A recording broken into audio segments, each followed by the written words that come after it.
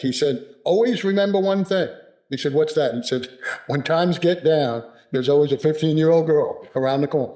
I said, listen, you better get some keys. And he said, what do we need keys for? I said, jail cell. They're going to put our ass in for you dating a 14-year-old girl. Elvis, there have been a lot of rumors about your love life. Did you meet anyone special in Germany? There was a little girl that I was seeing quite often over there that her father was in the Air Force. He controlled you totally. I was definitely under a spell of what I thought was love. Hey friend, welcome to my channel Crenolood, where we deep dive and break down the most iconic stars in history. If you're not yet subscribed, please be sure to do so and turn your notifications on so you never miss an upload. Now let's get into this video. Today we are talking about Priscilla Presley, but I must give a trigger warning that this does cover sensitive topics. No, there won't be anything too graphic, but it's still very sensitive and was very triggering to research. Without further ado, let's hop right in. First, giving a little background on who Priscilla Presley was. Priscilla Presley had an unusual upbringing due to her father's military career.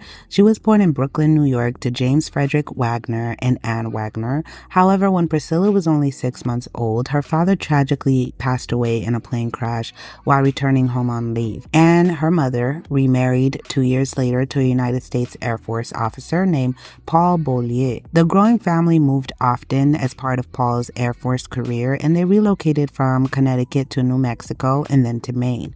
This frequent relocation left Priscilla feeling uneasy and unsure if she could make friends for life or fit in the next place they moved. At one point, the Beaulieus were forced to move out of their expensive hotel in West Germany and into a large apartment building constructed long before World War I. And after moving in, the Beaulieus realized it was a brothel, but with little choice, they decided to stay there until something better came along. Priscilla Ann Wagner was born in Brooklyn on May 24, 1945, to U.S. Navy pilot James Frederick Wagner and his wife Anne. Their relationship had spanned over 3 years. Unfortunately, tragedy struck when Priscilla was 6 months old, as her father, Wagner, lost his life in a plane crash while returning home on leave. Anne remarried a United States Air Force officer named Paul Beaulieu from Quebec. The family experienced frequent relocations as her stepfather's Air Force career led them from Connecticut to New Mexico to Maine. In 1956, the Beaulieu settled in Del Valle, Texas, but their stability was short-lived as her stepfather was soon transferred to Wiesbaden, West Germany. Describing herself during this time, Priscilla reflected, a shy, pretty little girl, unhappily accustomed to moving from base to base every 2 or 3 years. She expressed feeling uneasy about the constant moves, unsure if she could form lasting friendships or fit in at each new location. Priscilla's move to West Germany would prove to change the course of her life forever. As a young girl, Priscilla was shy, yet pretty, and became accustomed to living in different places every 2 or 3 years because of her stepfather's military career. Despite all the moving around, Priscilla managed to find success later on in life. The relationship between Elvis and Priscilla Presley is one of the most controversial and complicated relationships in Hollywood history. When Priscilla was 14 and Elvis was 24, they met at a party in Germany where he was serving in the military. And no, he didn't invite her to the party. He had invited a couple, and then Priscilla, I guess, tagged along with him. That's how she ended up at the party. It wasn't long before their romance blossomed, despite the considerable age gap between them. He saw her and she was just stunning to him. And she was a very beautiful girl, but obviously she looked 14 at the time. Presley was young and inexperienced, which Elvis found appealing, telling his friend Rex Mansfield that he could train her any way I want, end quote. The first time he met Priscilla, I happened to be at the house. So when she walked in the door, very pretty young lady, but I didn't know how old she was at the time.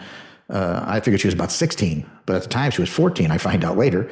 On a November night in 1959, Priscilla, wearing a navy and white sailor dress, traveled to Elvis's temporary home in Bad Nauheim.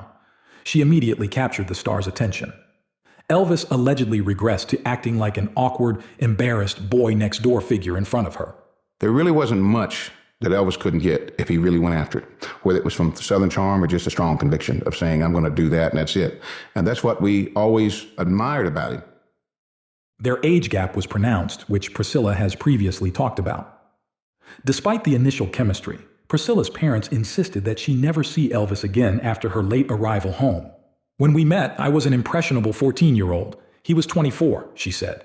According to Priscilla, when he found out she was in ninth grade, he responded, "Why, you're just a baby." Due to Priscilla's age, they couldn't go out in public, but they maintained frequent contact.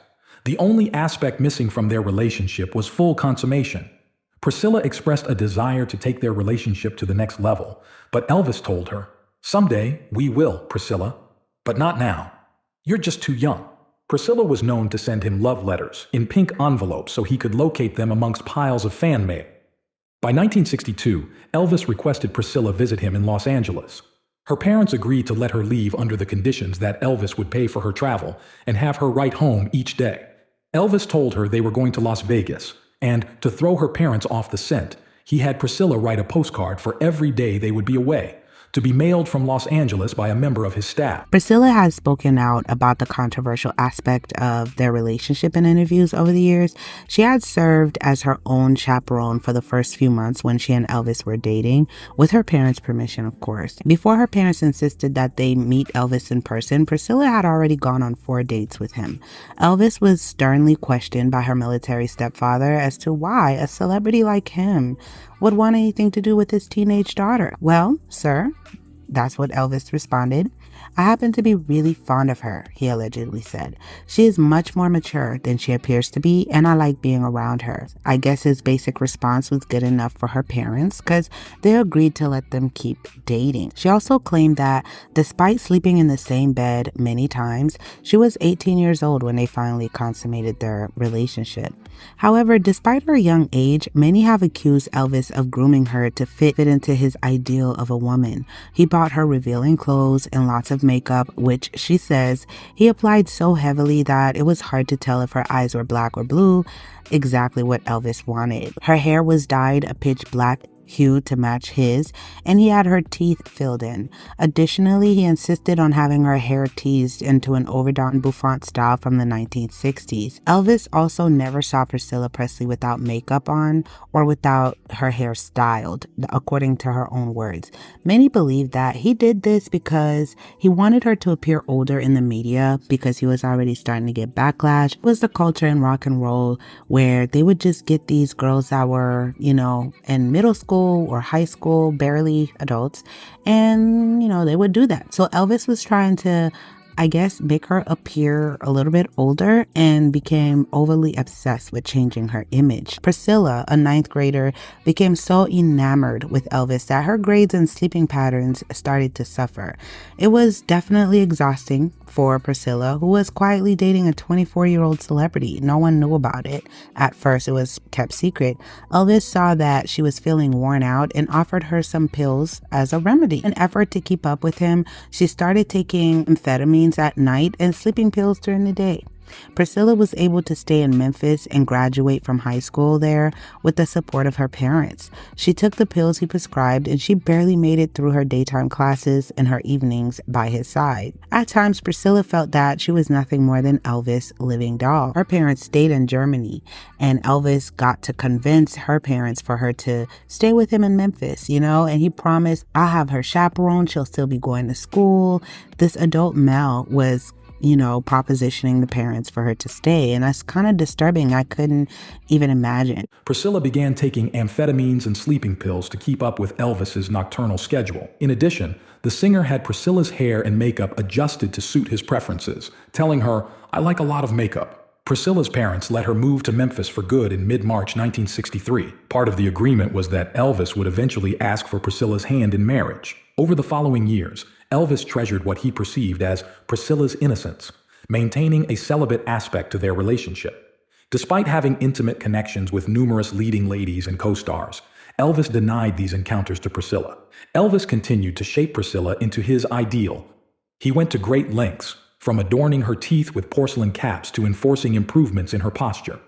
Not stopping there, he sought to mold her appearance in his likeness, dyeing her hair black to match his, and insisting her wardrobe align with his signature color. During the days prior to social media and awareness, a lot of parents allowed their children to go off with these celebrities because it's like all the power dynamics, you know? In my opinion, I do believe that he was taking care of them also, you know, financially. In the world of celebrity rumor, Priscilla's status as Elvis' live-in Lolita was a poorly guarded secret. She was left at Graceland while he went off to make movies, and he never stopped sleeping with fans and famous actresses. He was constantly cheating on her. Priscilla's first Christmas in the United States was spent at Graceland with Elvis. Elvis hosted a large gathering of loved ones for the holidays, and he presented Priscilla with a diamond ring. In 1966, Elvis made his intentions clear and proposed to her publicly. Several sources attest that Elvis was forced to get married. Executives thought it was a bad look with all the rumors swirling if Elvis did not marry Priscilla. In a sense, they left him no choice. It was in Las Vegas on May 1st, 1967, when Elvis and Priscilla were legally married. The wedding was a PR stunt orchestrated by Elvis' manager. The brief ceremony was followed by a chaotic news conference and a breakfast celebration for business associates. The manager had complete control over who could attend, excluding even some of Elvis' closest friends. This strained Elvis' friendship for a long time, and even some people that worked for him, some of his close friends that worked for him, ended up quitting. They were just so upset, like, why would you keep us out of your wedding? They did end up having a small gathering at their house after for the guests that weren't invited to try to fix things. The driving force behind their decision to marry was Elvis's influential manager, Colonel Tom Parker, who feared potential repercussions if they continued without tying the knot. In an orchestrated move, Parker arranged for the newlyweds to face the press immediately after exchanging vows. After a 7-year courtship, the iconic duo officially became the Presleys in a hasty yet intimate Las Vegas civil ceremony on the morning of May 1st, 1967. He asked me to be the best man. He told me, Yeah. I don't want to get married, but I'm being forced to. Yeah. Because Elvis's lifespan with a woman was anywhere from 2 to 4 years. My wedding was very unusual, Priscilla told Closer Weekly. It was the people closest to us in private, and that's how we wanted it. We didn't want a fan club. We didn't want a circus. Their wedding night marked the first time the couple took their relationship to the next level.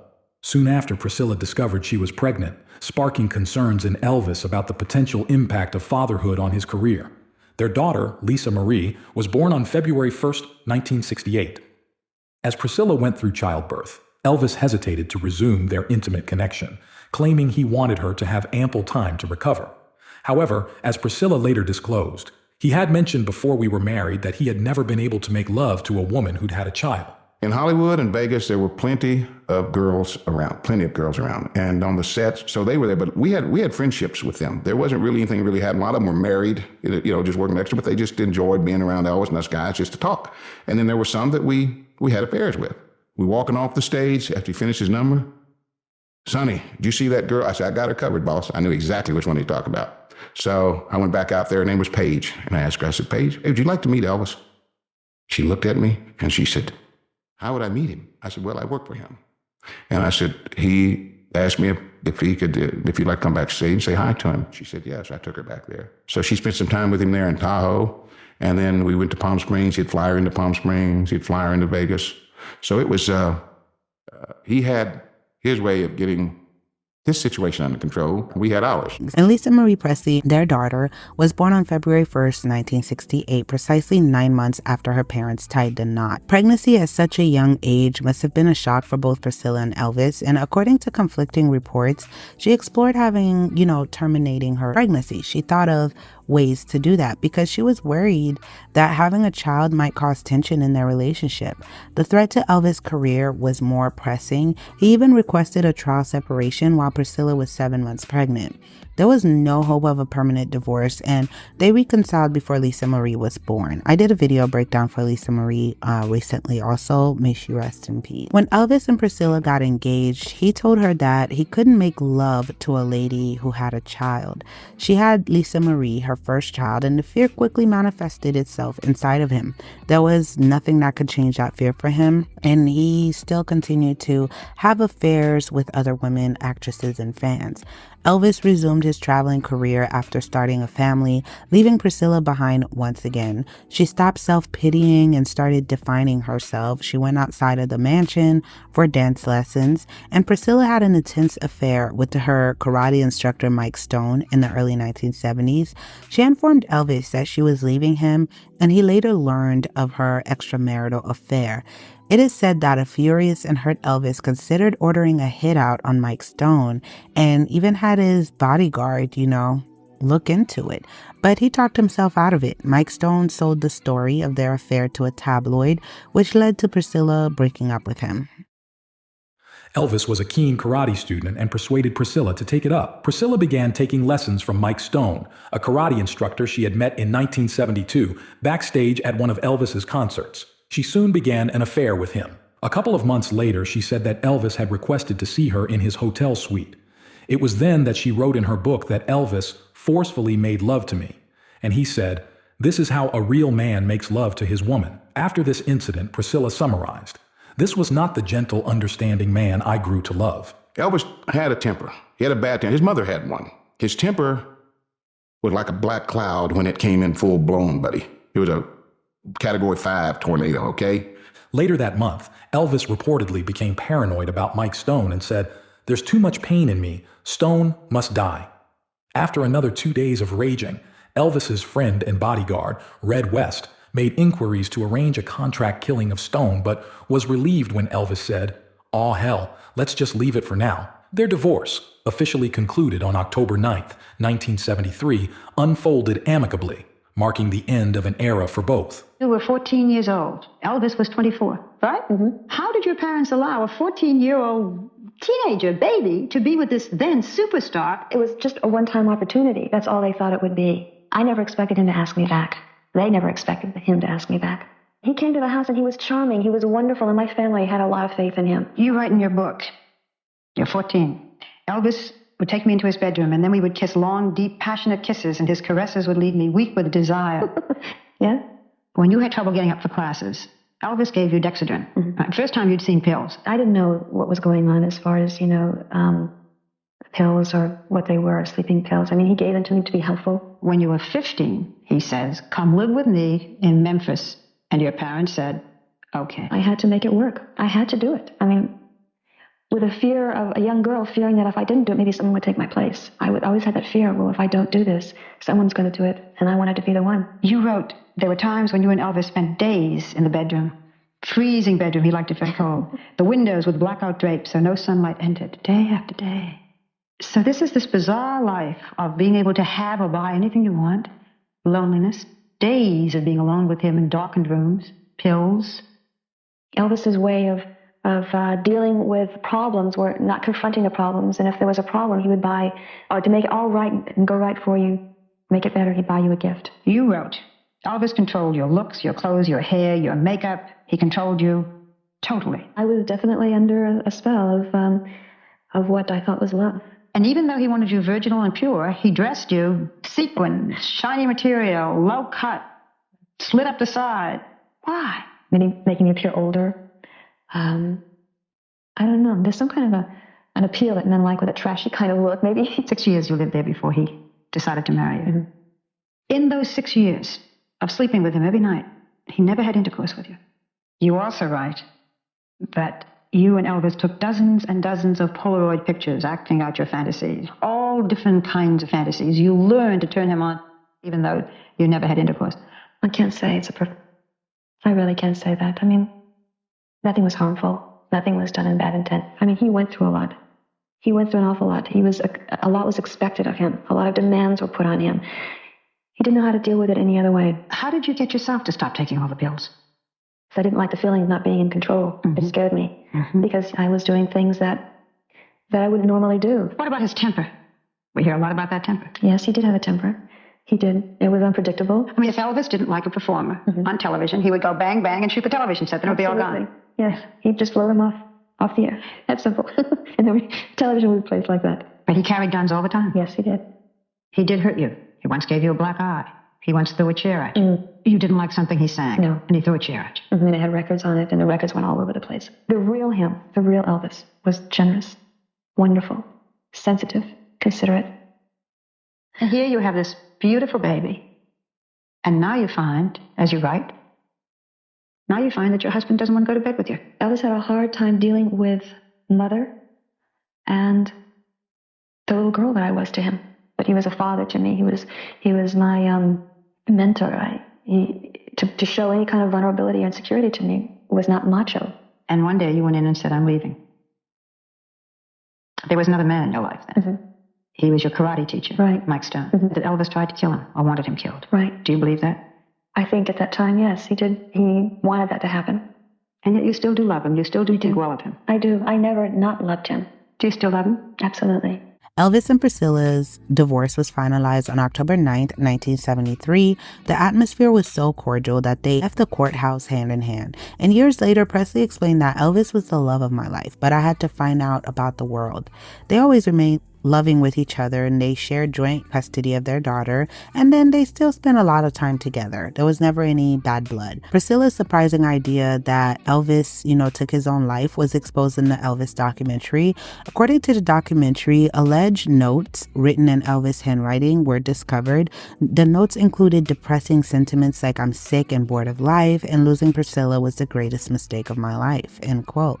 Since Elvis' death back in 1977, however, criticism surrounding their relationship intensified due to Priscilla's young age at the time they met. And every time you die, everything come out the closet, right? All the secrets. Something which ended up earning her the unwanted nickname, the Child Bride. Priscilla remained incredibly loyal to Elvis, speaking fondly about him whenever asked, and even launching her own business ventures called Elvis Presley Enterprises, along with establishing Graceland as a museum dedicated to him following his death.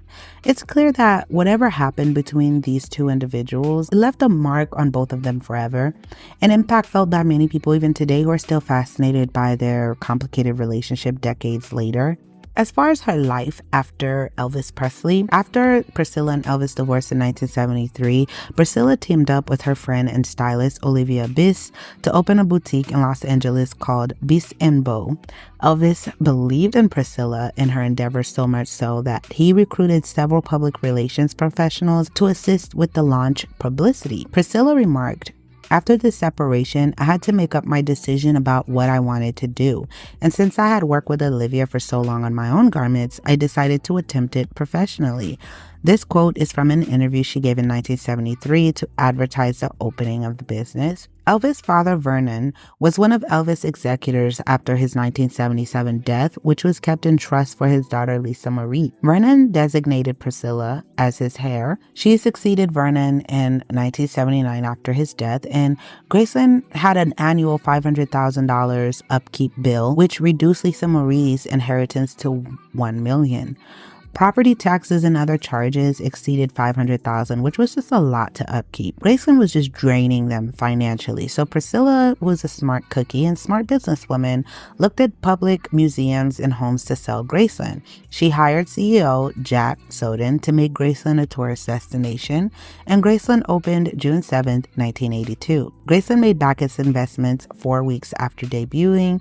Priscilla assumed the roles of chairperson and president of Elvis Presley Enterprises, promising to hold those positions until Lisa Marie turned 21. Moment, Priscilla's first fragrance, was released in 1988, and she continued to release successful fragrances throughout the 1990s, including Experiences in 1993, Indian Summer in 1996, and Roses and More in 1998.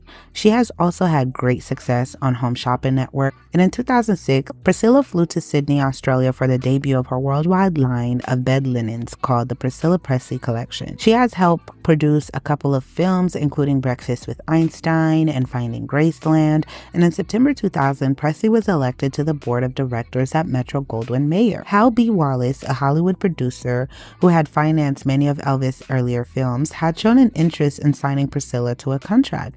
Elvis, however, had no intentions of allowing his wife to have a career of any kind. In his opinion, not uncommon at the time, was that a woman's place was in the home looking after her men. That was just the culture of that day. Priscilla made her television debut as co-host of Those Amazing Animals in 1980. Priscilla landed the role of Jenna Wade in the soap opera Dallas. She was actually the third actress to play the role of Jenna, but played it for the longest. In 1988, Presley starred opposite Leslie Nielsen in The Naked Gun, From the Files of Police Squad as Jane Spencer. She would go on to act in the next two movies in the series. And Presley had an on and off live-in relationship with Michael Edwards beginning in 1978 until he developed affections for Lisa Marie, then a teenager between the ages of 10 and 6. And we spoke about that in Lisa Marie's video. Michael Edwards was a creep and would go into her room in the middle of the night, and do things. So I'm glad that Priscilla, the minute she found out about this, she cut him off and it was over, and did not make any excuses for it. Priscilla's longest relationship has been with Brazilian screenwriter turned computer programmer Marco Antonio Garcia. Their son was born on March 1st, 1987, and in 2006 they ended their relationship. At the beginning of their romance, Presley ensured Garibaldi sign an agreement that if they should break up, he would not write a book about her, because everyone wanted to write a book, cash in. Priscilla Presley has suffered a lot of loss in her life, from Lisa Marie to Elvis, her grandson. I hold her in prayers and hope she's doing well in her mental health and that she hangs in there for her other grandchildren. Comment below, what do you guys think? Make sure you subscribe and tune in. I love you guys so much. If you like the music you're listening to, the link is in the description. Support my brother. Until next time.